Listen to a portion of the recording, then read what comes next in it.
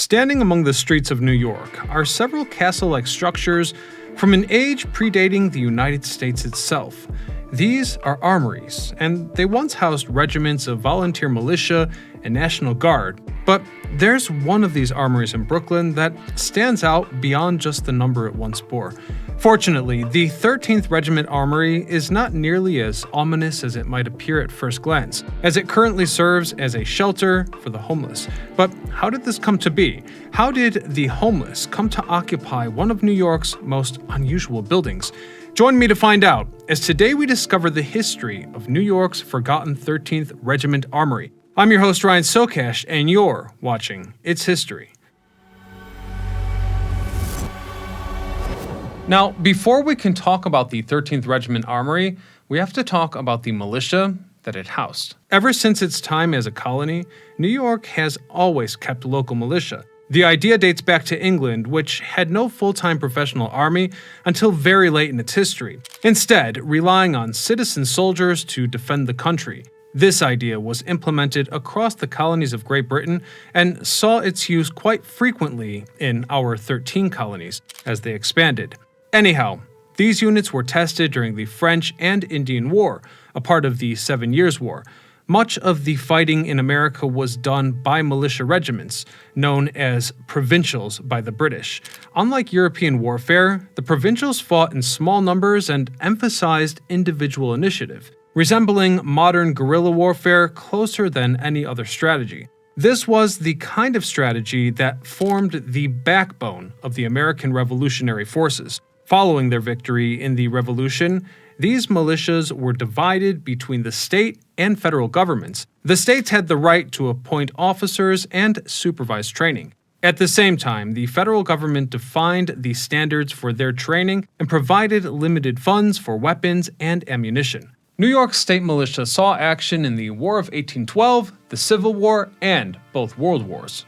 However, it wasn't the same militia as the revolutions. By 1903, legislation was passed for the modernization of militias, increased federal control, and officialized the name, the National Guard. Also included in the law was the requirement for members to attend 24 drills per year and 5 days of annual training, for which they were paid for the first time. But 3 years later, in 1906, the New York Army National Guard was formally created. With that timeline established, let's go ahead and get into the armory itself. The 13th Regiment militia was first organized in 1847, for wars, yes, but relatively, at the time, it was controlling civil unrest during a particularly trying issue of urban strife. Among the Civil War and the Spanish-American War, the 13th Regiment was also called out for the 1863 draft riots and railroad strikes of 1877, keeping down civil unrest as often as it kept down the enemies of the nation. So it's probably not surprising that, given its role in public suppression, the construction of armories for the militia faced a lot of opposition. While most opposition was on fiscal grounds, the philosophical angle of building enormous bastions to keep down the city's people was not lost on the public. Despite this, the Civil War made the need for regularly trained militias more apparent to the broader public, and the railroad strikes towards the end of the 19th century made that need much more apparent to the upper crust of society. So, in the last decades of the 1800s, the regiments of New York's militia were gradually awarded appropriations for armories, and in 1890, it was the 13th Regiment's turn, as they were handsomely awarded a $300,000 appropriation for an armory on Sumner Avenue, now known as Marcus Garvey Boulevard, between Jefferson Street and Putnam Avenue, in what is now the Bedford-Stuyvesant section of Brooklyn. This is where Rudolph L. Daus designed the armory as an enormous castle. Compared to many other armories of the time, the 13th Regiment Armory is notably foreboding. Now, part of this armory's agenda was also to communicate notions of secrecy and privacy regarding what was really going on inside. Perhaps a part of the reason we don't see modern buildings with that message is that these days we are also very focused on protecting new vulnerabilities, like data. In fact, as long as we're on the topic, we should all be setting up our own digital armories. With the help of our sponsor, Delete Me, it's actually very easy to manage. Delete Me is a fantastic service that will erase your personal data from people search websites. I'm talking about hundreds of data brokers selling your information. It's an ongoing process. Once they clean house, they'll keep scanning for new data that shows up so they can remove that as well. As the presenter of a rapidly growing YouTube channel, I'd also like to share that it's been reassuring to have control over my own digital footprint, especially in a day and age when we are all just one personal view away from having our occupations attacked. That's right, in addition to risks like identity theft, opinions and political views have become a growing source of risk for people and organizations alike. And I don't know about you, but I can't accept that. So thanks to Delete Me, I could remove old listings containing my vital records like former addresses, professional background, and even family photos. With Delete Me's ongoing monitoring, I feel confident that I can continue enjoying the privacy that everyone deserves. I'd encourage you to do the same. So get 20% off Delete Me US consumer plans when you go to joindeleteme.com/Socash. Use promo code Socash at checkout. That's joindeleteme.com/Socash, promo code Socash. Given the sheer size of the twin 120-foot, heavily battlemented towers at the gate and the signal tower rising taller than that, it loomed over its surroundings at the time of its construction. Its architecture is designed to invoke that classic 13th century feudal France, particularly reminiscent of the Bastille, the Parisian fortress and symbol of royal tyranny stormed at the beginning of the French Revolution. Its entrance is an enormous archway with staircases at the sides. Beyond them is a mess hall, and beyond that mess hall is the drill hall, which measures 300 by 200 feet and was one of the largest in America at the time. In terms of defensibility, the armory was very modern for the time. Its walls are 2 to 3 feet thick at points, with very defensible windows designed for a small handful of men to hold off a large mob, though it should be pointed out that it would not have stood well against artillery at the time. The drill hall also featured galleries with seats on the north, south, and west sides. This area is supported by 200-foot arch iron trusses and a skylight in the center. It was made large enough for sports like basketball, track, and field, not to mention gymnastics. The administration building occupies the entire front of the structure, 180 feet deep, and features a basement plus 4 stories, including a mezzanine.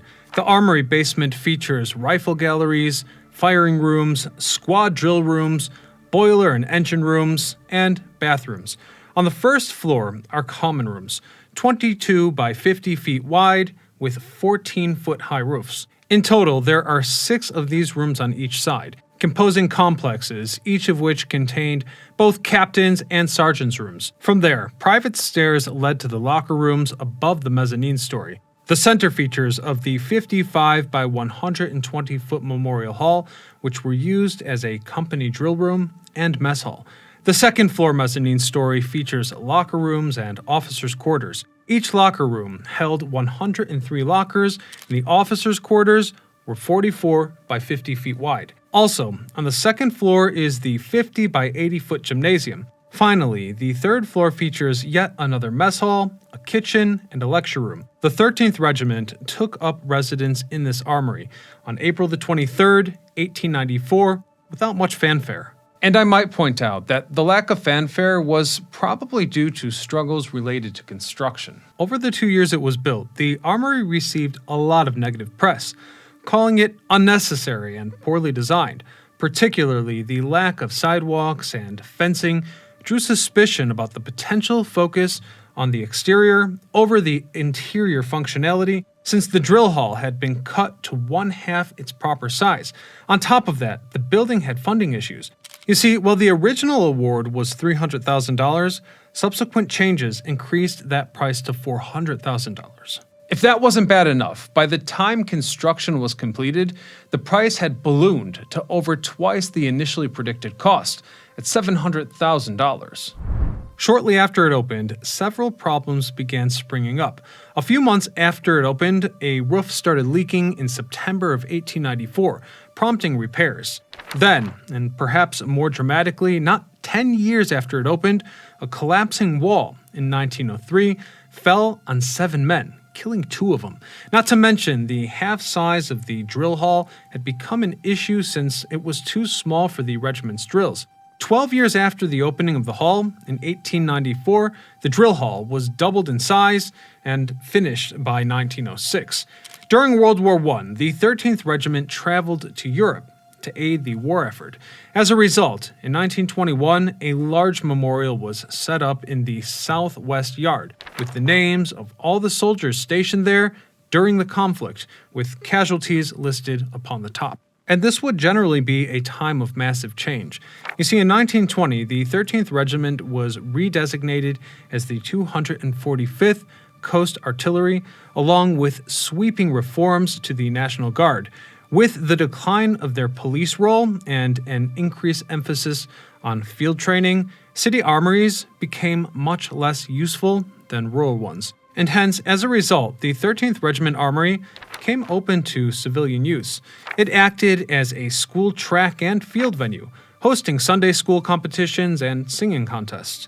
However, as time passed, these secondary uses became primary ones, as the 13th Regiment Armory was transferred to the city's ownership in 1971, and then the regiment itself was deactivated altogether in 1974. After this, the city had to find other uses for it. Initially, the drill hall was used for vehicle storage, and the head house was leased to a school.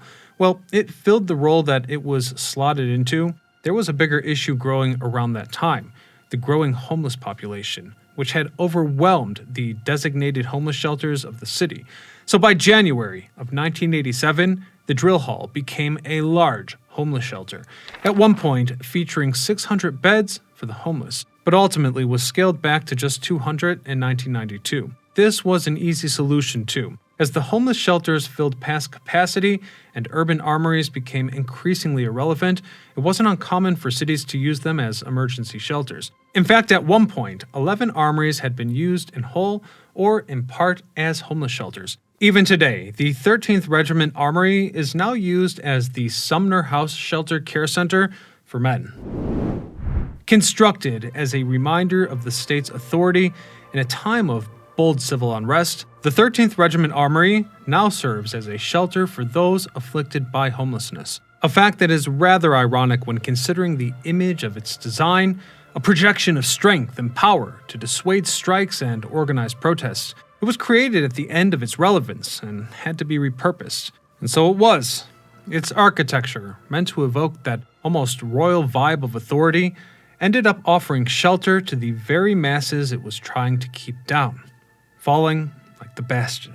And so perhaps there's no more of a poetic ending to this unusual castle-like structure, which means we'll leave it there for today, but I do thank you for watching, subscribing, and until next time, I'm Ryan Socash, signing off.